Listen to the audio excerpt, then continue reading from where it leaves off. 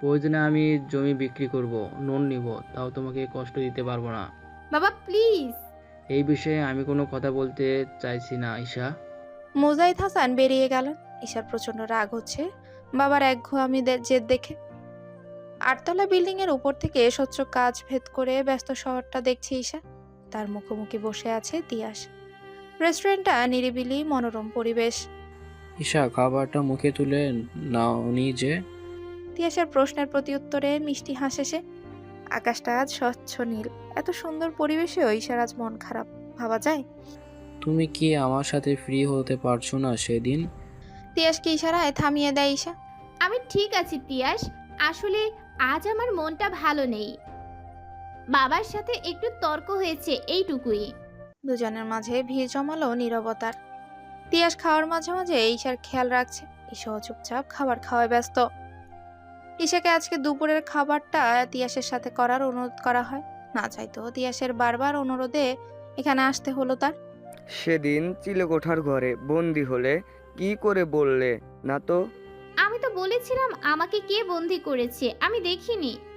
বিষয়টা আমার কাছে অদ্ভুত লাগলো ঈশা। আমার কাছে নয়। বলেই হেসে ফেললো মেয়েটা। তার হাসিতে হাসলো তিয়াস। দুজনের কথা চলল দীর্ঘক্ষণ। তিয়াসের কথার আড়ালে কোথায় যেন হারিয়ে গেল ঈশার মন খারাপরা। দুপুরের খাবারটা বাইরেই খাবে বলে সিদ্ধান্ত নেয় ঈশান এবং রাসেল। দুই বন্ধু মিলে যথারীতি তাদের পছন্দের রেস্টুরেন্টে চলে আসে। আশেপাশে পরখ করতে ঈশানের চোখে পড়ে তিয়াসের মুখ। তার মুখোমুখি একটা মেয়ে। বেশ কিছুক্ষণ ঈশান বুঝতে পারলো মেয়েটা ঈশা। মনে মনে তাচ্ছিল্য হাসলো ঈশান। রাসেলের দিকে তাকিয়ে অবজ্ঞার সুরে বলে, দেখছিস, বড়লোক ছেলে পেয়েছে আর অমনি পা চাটতে শুরু করেছে। ঈশান, এভাবে বলছিস কেন? তিয়াশা আর ঈশার সম্পর্ক বেশ ভালো, ওরা বন্ধুর মতো। তুই ঈশার নামে এত সাফাই গাইছিস কেন? আমি যেটা ঠিক সেটাই বলি। পক্ষপাত করার স্বভাব আমার নেই। ও আচ্ছা, তবে এবার সময় এসেছে। কিসের সময়? রাসেলের প্রশ্নের জবাব দেওয়ার প্রয়োজন মনে করলো না ঈশান। পরিপূর্ণ মনোযোগ খাবারে দিয়ে রাসেলকে উপেক্ষা করে গেল। ঈশানের জেদ সম্পর্কে রাসেলের ভালোই ধারণা আছে, তাই দ্বিধাদ্বন্দ্বে হাঁসফাঁস করছে সে। শার্টে চাটনি পরায় ওয়াশরুমের দিকে দ্রুত চলে যায় তিয়াস। ঈশা একা বসে তিয়াসের অপেক্ষা করছিল। সামনে থাকা খাবার একটু একটু করে মুখে তুলে আশেপাশে তাকিয়ে পরখ করছে। কয়েক হাত দূরে ঈশানকে দেখে দিনের আকাশে চাঁদ দেখার মতো আশ্চর্যজনিত চোখে তাকায়। ঈশান মুচকি হেসে এগিয়ে আসে ঈশার পাশে। কেমন আছেন ম্যাডাম? দিনকাল ভালো যাচ্ছে? ভালো যাচ্ছিল, তবে আপনাকে দেখে মনে হচ্ছে না দিনটা আর ভালো যাবে। তাই নাকি? এভাবে বলবেন না। যার পাশে হ্যান্ডসাম টাকাওয়ালা ছেলে বসা থাকে তার দিন খারাপ যায়। এরপর নিশ্চয়ই শপিংয়ে যাবেন। তিয়াসকে উদ্দেশ্য করে ঈশাকে ফোরন কেটে কথাটি বলে থামলো ঈশান। মানে কি বলতে চাইছেন? যা দেখছি তাই বললাম। তিয়াসের সাথে প্রেম প্রেম সম্পর্ক চলছে নাকি? তা মুজাহিদ হাসান জানেন তার মেয়ে বড়লোক ছেলে পটিয়েছে। এবার নিশ্চয়ই আমার টাকা পেতে বেশি দেরি হবে না। কি যাতা বলছেন, মুখে লাগাম দিয়ে কথা বলুন। মুখে লাগাম আমার আছে, বরং আপনার নেই বেহাইয়া মেয়ে। মুখ সামলে কথা বলুন, একদম 8তলা বিল্ডিং থেকে ধাক্কা দিয়ে ফেলে দিব। ও আচ্ছা তাই? আমি কি চেয়ে চেয়ে দেখবো আমার গাড়িতে হাত দিয়েছো কাল কোন সাহসে? ঈশান দু কদম এগিয়ে এলো ঈশার মুখোমুখি। ঈশানের কাছে আসায় দ্রুত সরে গেল ঈশা। আপনি কি ভেবেছেন সেদিন চিলেকোঠার ঘরে আমাকে বন্দি করেছেন আমি জানি না? মানুষটা আপনি ছিলেন, আর আমিও প্রতিশোধ নিয়ে নিলাম। আঘাতের বদলা আঘাত। সবার সামনে বলার তো সাহস পাওনি, প্রমাণ করে দাও। আমি সেদিন দরজা বন্ধ করেছিলাম। প্রমাণের প্রয়োজন নেই, আমি আমার বদলা নিয়েছি। আপনার গাড়ির বেহাল দশা করেছি। আমি কি ছাড়ছি নাকি? আমিও তোমার বেহাল দশা করেই ছাড়বো বেহায়া মেয়ে। একটা জেদি বাজে লোক। কি বললে? ঈশান চিৎকার করলো। তার চিৎকারে আশেপাশে থাকা সবাই ঘুরে তাকালো তাদের দিকে। ঈশা এই সুযোগ পেল ঈশানকে অপমান করার। টেবিলে থাকা টমেটো সসটা ছুঁড়ে ফেললো ঈশানের মুখে। হঠাৎ আক্রমণে ঈশান অবাক এবং হতবাক। রাসেল চোখ বড় বড় করে তাকালো ঈশার দিকে। মেয়েটা বড্ড দুঃসাহসিক কাজ করে ফেলেছে। রেস্টুরেন্টের সবাই থবুনি ঈশানের দিকে তাকিয়ে আছে। কেউ কেউ মুখ টিপে হাসছে। তিয়াসকে আসতে দেখে তার দিকে ছুটে পালালো ঈশা। ড্রাইভিং সিটে বসে আর চোখে ঈশার দিকে বারবার তাকাচ্ছে তিয়াস। মেয়েটা কেমন ঘামছে। এলোমেলো চুল লেপ্টে আছে গালের পাশে। লম্বা লম্বা শ্বাস টেনে তিয়াসের চোখে চোখ রাখলো ঈশা। গাড়ি থামালেন কেন? তুমি ঠিক আছো ঈশা? তোমাকে দেখে মনে হচ্ছে তুমি ঠিক নেই। আমি ঠিক আছি তিয়াস। Okay fine. ঈশা সম্মতি পেয়ে গাড়ি স্টার্ট দিল। তিয়াস আশপাশ থেকে মুক্ত পেতে জানলার বাইরে দৃষ্টি সরিয়ে নেয় ঈশা। তবে তিয়াসের সংশয় এখনো কাটলো না। ঈশানের সাথে ঈশার কি নিয়ে ঝামেলাটা হলো সেটা জানা জরুরি হয়ে পড়েছে। ঈশা, ঈশানকে সত্যটা ছুঁড়ে মারা রোলের কেন? তোমাদের মাঝে কি নিয়ে বিবাদ চলছে বলা যাবে কি? এই ভয়টাই পাচ্ছিল ঈশা। তিয়াসকে সে কিছুতেই বলতে চায় না ঈশানের সাথে তার দা কুমড়ো সম্পর্কের কথাটা। টাকা ধার নেওয়ার বিষয়টা তো আরও না। তিয়াস কিছু মনে করো না, এই কথা অন্যদিন তোমায় বলবো, তবে এখন বলতে পারবো না। সমস্যা নেই, আমি তোমার বন্ধু যখন ইচ্ছে তুমি আমার বলতে পারো। আরেকটা উপকার করবে? বলে ফেলো। রুমা আপুকে এইসব সম্পর্কে কিছু বলবে না প্লিজ, এটা আমার অনুরোধ। যথাজ্ঞা, আমি কাউকে কিছু বলবো না। একের পর এক কল করেই যাচ্ছে রাসেল। তার কল ধরার মতো ইচ্ছে নেই অনুর কাছে। তাই তো বিরক্ত হয়ে সাইলেন্ট মোডে রেখেছিল আধা ঘন্টা। কিন্তু লাভ হলো কি? এই বান্দা তো দাদারসে ফোন করেই যাচ্ছে। চরম বিরক্ত হয়ে ফোন তুলল অনু। কি সমস্যা আপনার? তোমাদের কি সমস্যা সেটা বলো। গতকাল কোন সাহসে ঈশানের গাড়িতে গোবর লাগিয়েছিলে? কোন সাহসে ঈশান ঈশাকে বন্দি করেছিল? দুই ফ্রেন্ডের একই উত্তর। বাহ। তা আপনি কি অন্য কিছু আশা করেছিলেন মিস্টার রাসেল? শুনো, তর্ক করবে না। ঈশা আজ ঈশানের গায়ে শ্বাস ছুড়ে দিয়েছিল, আর এটা নিয়ে ঈশান ভীষণ রেগে আছে। তাই আমি সামলাতে পারবো কিনা জানি না। যে কোনো সময় ঈশার উপর হামলা হতে পারে। ঈশান শাহরিয়ার এই দুঃসাহস করুক, তাহলে আমার একদিন আর তার একদিন। আমার ফ্রেন্ডের গায়ে যদি একটু টুকাও লাগে তাহলে কিন্তু সুনামি বয়ে যাবে। ও তাই? আগে নিজেকে বাঁচান মিস অনু। সন্ধ্যের পর মুজাহিদ হাসান আজ বাইরে গেলেন না। তিনি ঘরে থাকবে বলেই সিদ্ধান্ত নেন। হাসিন এবং ঈশার ফুফু আতিয়া এসেছে, তাদের সাথে টুকটাক আলোচনা সারছেন মুজাহিদ। ঈশার মা সুলতানা ঈশার হাতে হাতে কাজে এগিয়ে দিচ্ছেন। মেয়েটা গরম গরম ডিম চপ ভেজে বড় একটা প্লেটে পরিবেশন করে। ছোট্ট পিরিচ নামিয়ে টমেটো সস ঢালতেই ঈশানের কথা মাথায় আসে ঈশা। মেয়েটা ঠোঁট চেপে হেসে নিজেকে সংযত করে নেয়। হঠাৎ ঈশার লুকিয়ে হাসার কারণটা বুঝে এলো না সুলতানা। আর চোখে মেয়ের দিকে তাকিয়ে থাকলেন। বললেন, কি রাম্মু হাসছিস কেন? মায়ের প্রশ্নে থতমত চোখে তাকায় ঈশা। এখন সে মাকে কি বলবে? সে কি বলবে ঈশানকে চরম অপদস্থ করেছে? না থাক, কথাটা বরং এড়িয়ে যাক। অনুর কথা মনে পড়ে হাসছি আম্মু। মেয়েটার ডিম চপ পছন্দ করে। এই ডিম চপ নিয়ে একবার হাস্যকর কাণ্ড ঘটেছিল। তাহলে তুই আরো কয়েকটা বেজে অনুর জন্য নিয়ে যা, আমি ওই দিকটা দেখছি। বারণ করলো না ঈশা। ফ্রিজ থেকে ফ্রোজেন করা কয়েকটা চপ নিয়ে ভাজতে শুরু করলো। অনেকদিন পর বাসার বাইরে বের হবে সে। রাসেলের সতর্কতা অনুযায়ী ঈশান তার উপর বড্ড রেগে আছে। তাই তো ভার্সিটি যাওয়া হচ্ছে না বেশ কয়েকদিন। ঈশান যদি একবার তাকে ধরতে পারে তবে ইহজন্মে শিক্ষা দিয়ে ছাড়বে।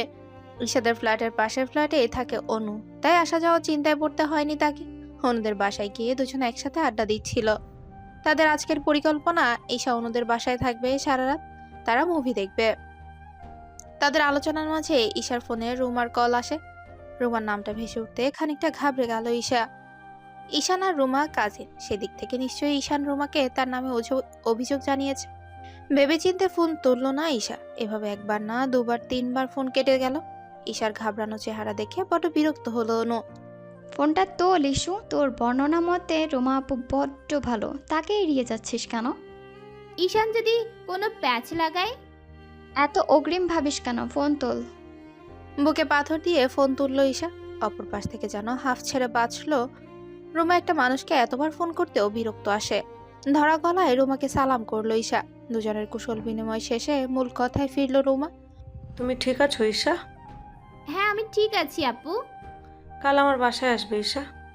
বাসায় যাওয়ার কথা শুনে কলিজাটা মোচড় দিয়ে উঠল ঈশার। এটা কি কোনো ফাঁদ? ঈশান শাহরিয়ার ফাঁদ এটেছে নাকি? ঈশাকে নিয়ে কি প্রতিশোধ তুলবে? ভয়ে হাঁসফাঁস বেড়ে গেল মেয়েটা। তার দিক থেকে কোনো সম্মতি না পেয়ে ভ্রু কুচকালো রুমার। ঈশা শুনতে পাচ্ছ? হ্যাঁ আপু বলুন। আসবে কাল? ঈশা কি বলবে ভেবে পেল না। অনুটাও ডিমের চপে মন দিয়েছে যে যেন দুনিয়ার কোনো কথাই কানে তুলছে না সে। কাল কেন যেতে হবে আপু? সেদিনের ঘটনার জন্য আমি ভীষণ লজ্জিত। আমি চাইছি আগামীকাল সারাটা দিন তোমার সাথে কাটাবো। আসবে ঈশা? রুমার আবদারে ফোরন কাটতেই পারল না ঈশা। না চাইতেও সে সম্মতি দিয়ে দিল সে কাল যাবে। ইদানিং অনুর এড়িয়ে যাওয়াটা সহ্য হচ্ছে না রাসেলের। যেদিন থেকে ঈশান আর ঈশার ঝগড়া শুরু হয়েছে সেদিন থেকে অনু রাসেল নামক মানুষটাকে সম্পূর্ণ অগ্রাহ্য করছে। ফেসবুকে প্রায় 7-8 মাসের পরিচিত অনু এবং রাসেলের দুজনের বন্ধুর মতো বেশ ভালো সম্পর্কেও ছিল। এই ব্যাপারে অবশ্যই ঈশা জানতো না। ঈশা শুধু জানতো অনু তার ক্রাশের সাথে নিয়মিত চ্যাটিং করছে। সেই ক্রাশটা যে রাসেল তা খুনাক্ষরেও টের পেল না ঈশা। হাতের কাজ শেষ করে অনুকে একের পর এক ফোন করেই যাচ্ছে রাসেল, অথচ মেয়েটা এড়িয়েই যাচ্ছে।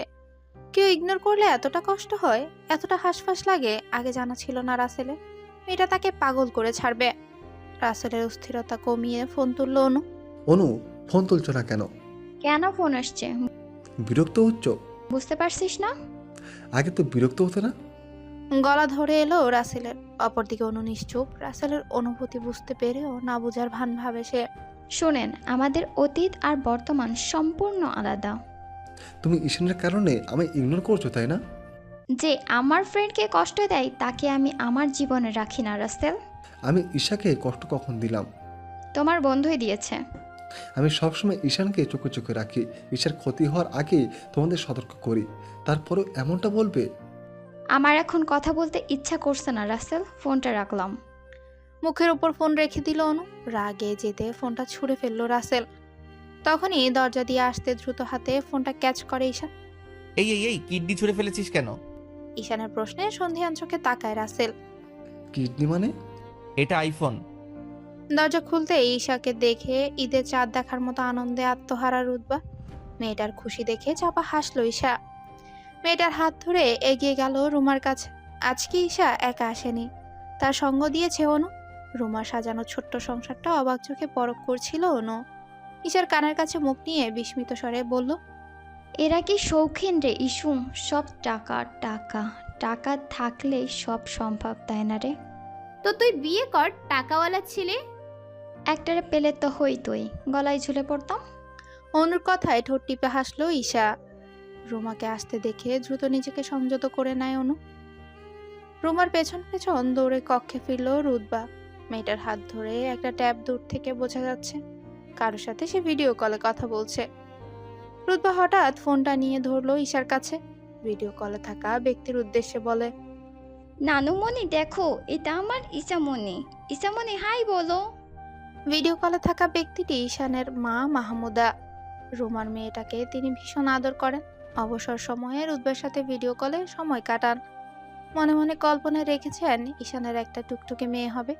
বৃদ্ধ বয়সে তাকে আর অলস সময় পার করতে হবে না। ঈশা মাহমুদার দিকে তাকিয়ে সালাম জানালো। টুকটাক কথা বলে মাহমুদা ফোন রেখে দিলেন। গুরুত্বপূর্ণ কথার উদ্দেশ্য অডিও কলে রুমাকে পুনরায় কল করলেন। রুমা, ঈশান রাসেল কোথায়? সারাদিন ফোন করলাম, কেউ ধরলো না। তোমার ছেলে কি এ শহরে আছে? 3 দিন আগে চট্টগ্রাম থেকে গেছে অফিসের কাজে। তাদের নাকি নতুন প্রজেক্ট কাজ চলছে। ঈশান রাসেল কেউ আমায় বলেনি সে কথা। তোমার ছেলেরা কখনো কিছু জানিয়ে করে? একপাশ থেকে রুমার কথা শুনে ঈশা অনু দুজনকে চোখের ইশারা করলো। এর মানে ঈশান নেই, তারা জানতো না। মনে মনে সন্তুষ্ট হলো দুজনেই। রুমা কথা বলার মাঝে চলে গেল অন্য রুমে। সে কথা নিশ্চিত হয়ে ফোন কাটলেন মাহমুদা। ঈশার বাড়ি কোথায় রে? এ শহরে আমার বাসা থেকেও আধ ঘন্টার দূরত্ব। ওর বাবা কি করে? আঙ্কেল জব করেন, ব্যাংকে আছেন। ঈশানের বিয়ের বয়স হয়েছে, কিন্তু এই ছেলের বিয়ের নাম নিলেই মুখের উপর ফোন কেটে দেয়। তার যা ইচ্ছা সে করুক, রাসেলটাকে তো বিয়ে দিতে হবে। তুমি কি রাসেল জন্য ঈশাকে পছন্দ করেছো? হ্যাঁ, কেন তোর পছন্দ হয়নি? হবে না কেন, অবশ্যই হয়েছে। ঈশা খুব ভালো মেয়ে আন্টি। রুমার সাড়া পেয়ে সন্তুষ্ট হলেন মাহমুদা। খুশিতে গদগদ গলায় বললেন, তুই আমাকে ঈশার ছবি পাঠা, আমি রাসেলকে পাঠাচ্ছি। রাসেল ঈশাকে চিনবে আন্টি। রুতবার জন্মদিনে পরিচয় হয়েছিল, তাও ছবি পাঠাচ্ছি। তবে এখন রাসেলকে কিছু বলার দরকার নেই, আর কয়েকদিন যাক। ঠিক আছে, তুই যা বলিস তাই হবে। রাতের খাবার শেষে ঘুমানোর প্রস্তুতি চলছিল। এমন সময় ডোরবেল বেজে উঠতেই অবাক হলো ঈশা। সুলতানা তখন রান্নাঘরের কাজে ব্যস্ত। মুজাহিদ হাসান বসার ঘরে টিভি দেখছিলেন। ঈশা এগিয়ে এসে দরজার ছিদ্র দিয়ে দেখার চেষ্টা করলো কে এসেছে। বেশ কয়েকজন মাস্ক পরা লোক দেখে ঘাবড়ে যায় সে। তারপরেও অনেকবার বেল বাজায় দ্রুত হাতে দরজা খুলে দিল। দরজা খুলে ঈশানকে দেখে দু চোখ আপনা আপনি বড় হয়ে গেল ঈশান। মুখটা হা করতে ঈশান বড় বড় পা ফেলে এগিয়ে আসে ঘরের ভেতর। ঈশাকে উদ্দেশ্য করে সগাতোক্তিতে বলে, মুখ বন্ধ করুন মিস, মুখে হাতি ঢুকবে। ঈশানের বিদ্রুপ মন্তব্যে দাঁত চাপল ঈশা। ঈশানের পিছু পিছু প্রবেশ করে রাসেল। ছেলেটা ঈশার দিকে তাকিয়ে অমায়িক হাসছে। বাদবাকি গার্ডরা বাইরেই দাঁড়িয়েছিল, তাদের সাথে উপস্থিত ছিল ঈশার বাবাকে অপমান করা সেই ইসমাইল।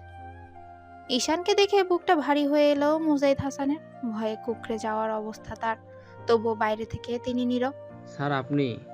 ঈশান কিঞ্চিত হাসলো। মুজাহিদ হাসানকে সালাম দিয়ে বসে পড়লো সোফায়। তার পাশাপাশি বসলো রাসেল। আঙ্কেল ঘাবড়ে যাবেন না, এখানে আমরা সমস্যা করতে নয় বরং সমাধান করতে এসেছি। ঈশা দাঁড়িয়েছিল দরজার পাশে। তখন ৩-৪ জন গার্ড হাতে মিষ্টি ফল নিয়ে প্রবেশ করে।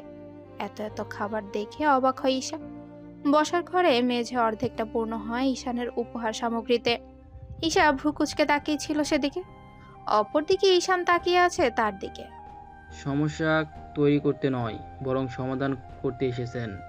আপনার কথাটা ঠিক বুঝলাম না ঈশান স্যার। ঈশানের নজর সরে এলো মুজাহিদ হাসানের দিকে। তাকালেন নরম চোখে। আপনার ভাইকে আমরা পেয়েছি। মুজাহিদ হাসান সহ ঈশা সুলতানা চমকে তাকান। এতদিন যাবৎ নিখোঁজ থাকা ব্যক্তিকে খুঁজে পাওয়া গেছে। তাকে টেকনাফে পাওয়া গেছে। আমার লোক সব বন্দোবস্ত করে তাকে এখানে নিয়ে এসেছে। সে এখন কোথায়? আমাদের আগে খবর দেননি কেন? মুজাহিদ হাসান উত্তেজিত হয়ে পড়লেন। ঈশা দ্রুত এসে তার পাশে দাঁড়ালো এবং ইশারা করলো শান্ত হতে। আমরা তাকে এনে জিজ্ঞাসাবাদ করি আমার টাকার ব্যাপারে। তিনি ৬৭ লক্ষ টাকা ফিরিয়ে দেন, বাকি টাকাটা খরচ করে ফেলেছেন। বাকিটা নেই। স্বল্প স্বরে আওড়ালেন মুজাহিদ হাসান। তার বুক থেকে যেন ভারী পাথরটা সরে গেছে। দুদণ্ড শান্তিতে বাঁচা যাবে এবার। বাকি টাকা তিনি ফিরিয়ে দেবেন আর আমরাই ফিরিয়ে নেব, সেটা যে করেই হোক। তবে আপনি এসব বিষয়ে চিন্তা করবেন না। টাকা পয়সার ব্যাপারে আপনার সাথে আমাদের আর কোনো সম্পর্ক নেই। আপনাকে আর হয়রানও করা হবে না। মুজাহিদ হাসানের বুক থেকে ভারী পাথরটা আজ সরে গেল। সুলতানার চোখ চকচক করে ওঠে। সন্তুষ্টির চোখে চাইলো ঈশার দিকে, তবে ঈশার কোনো প্রতিক্রিয়া দেখা গেল না। মেয়েটা শক্ত চোখে তাকিয়ে আছে ঈশানের দিকে। এই বিষয় নিয়ে আপনার সাথে আমার লোক খারাপ ব্যবহার করেছে, আমি করেছি। আসলে ভাবতেই পারছেন এতগুলো টাকা। জি স্যার, আমি বুঝতে পারছি আপনার অবস্থা। আমি আপনার কাছে ক্ষমা চাইছি আঙ্কেল। যেহেতু অন্যায়টা আমি করেছি সেহেতু ক্ষমা চাইছি। আপনি কি আমাকে ক্ষমা করবেন না? সি সি, এসব বলে আমায় লজ্জা ফেলবেন না স্যার। দোষ আমার ভাইয়ের, সাক্ষী হিসেবে তার দায় আমার ছিল।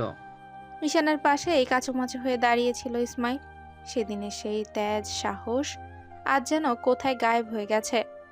ঈশান তাকালো তার দিকে এবং আদেশ সুরে বলে, সেদিনের ব্যবহারের জন্য আঙ্কেলের কাছে ক্ষমা চাও।